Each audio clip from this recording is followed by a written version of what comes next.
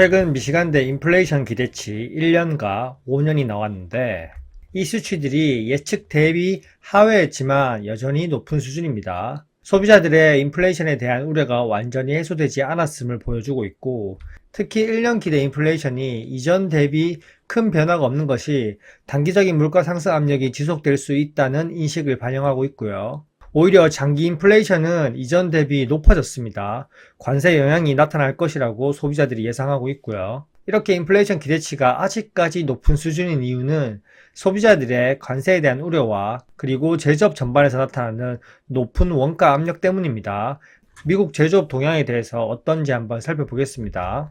렛츠고! 최근 8월 발표된 미국 ISM 제조업 PMI 지표를 중심으로 제조업의 현 상황과 경기 둔화 신호의 강도, 그리고 관세 등에 대해서 여러 가지로 분석해 보겠습니다.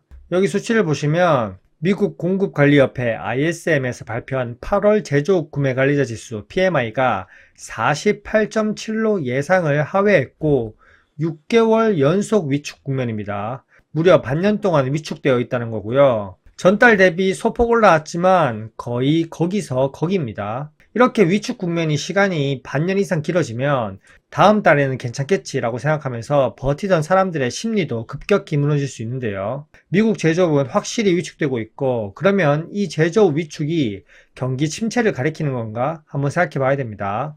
일단 제조업 PMI는 50을 기준으로 확장과 위축 국면을 판단합니다. 50 이상이면 확장 국면, 50 이하면 위축 국면입니다. 미국 제조업은 계속해서 위축 국면이라는 뜻이고, 제조업 부문의 수요 부진과 고용 축소 등으로 인해서 뚜렷한 회복 흐름을 보이지 못하고 있다는 걸 알 수 있습니다. 그러면 이렇게 48.7이 나오기까지 세부 지표는 어떤 항목이 있고 전월 대비 어떤 흐름을 보였는지 한번 살펴보겠습니다. 세부 항목을 살펴보시면 먼저 신규 주문 51.4로 전월 47.1 대비 크게 상승하면서 50 이상이 되면서 확장 국면으로 전환했습니다. 그럼 제조업이 살아나는 걸까? 이렇게 생각할 수 있는데 그게 아니라는 걸 알 수 있습니다.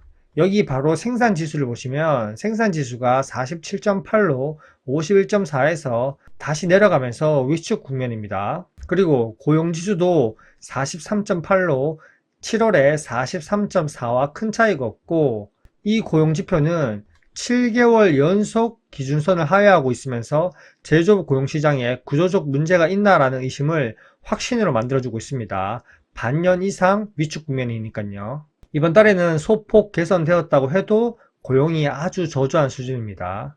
그리고 공급업체 납기지수는 51.3으로 전월 49.3에서 소폭 증가했다는 것은 납품 속도가 느려졌다는 겁니다. 수요 회복이 그만큼 느리다는 거고요. 전월에는 납품 속도가 살짝 빨랐는데 그 이유는 공장에서 신규 주문이 줄어들어서 납기 속도가 빨라졌었고요.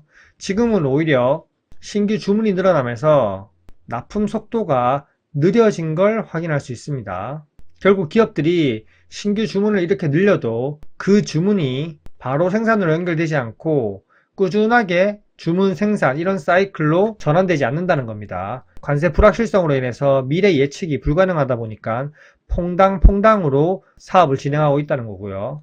그리고 재고 지수도 보시면 49.4로 전월 대비 느려졌습니다. 재고 소진도 미미한 수준이고 큰 변화가 없다는 겁니다. 그리고 중요한 가격 지수 63.7로 전월 64.8 대비해서 소폭 하락했고 상승 속도가 소폭 둔화되었지만 11개월 연속 상승 흐름을 이어가고 있고 확장 국면입니다. 거의 1년 이상 물가가 계속 상승하고 있다는 겁니다. 결국 물가 상승에 대한 부담은 어디로 간다? 소비자들에게 가는 겁니다. 그리고 수출 주문 지수는 47.6으로 소폭 증가했고 수입 물가 지수는 46으로 소폭 하락했습니다. 두 지수 모두 여전히 위축 국면에 있습니다. 자, 그러면 여기까지 세부 항목들을 살펴보면 어떤 걸 유추할 수 있느냐?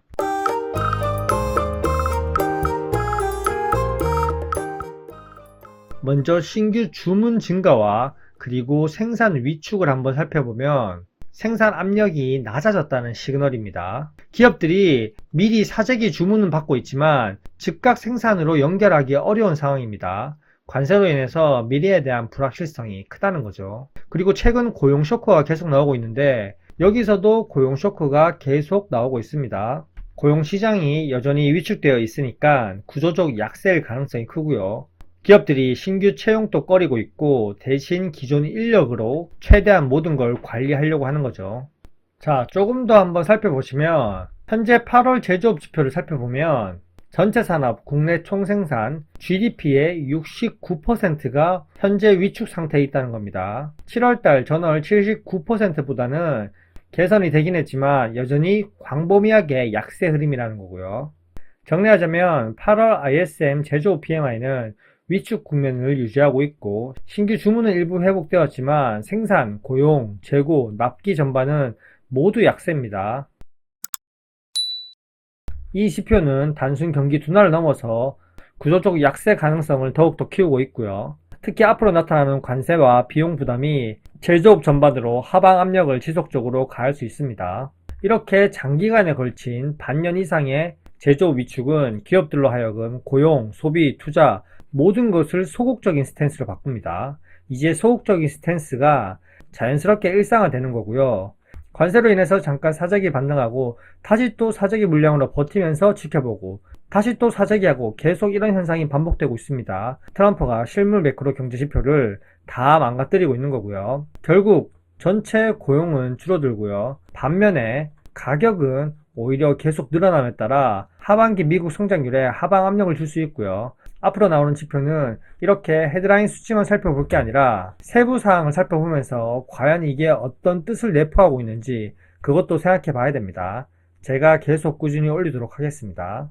정말 미국 경제 제조업이 구조적 위축이 시작되었고 물가 상승 압력으로 인해서 스태그플레이션 우려가 재점화되는지 그것 역시 지켜봐야 됩니다. 앞으로 몇 달간 더 중요한 지표가 될 듯 합니다. 현재까지 내용이 괜찮으셨다면 구독과 좋아요 부탁드릴게요. 안녕.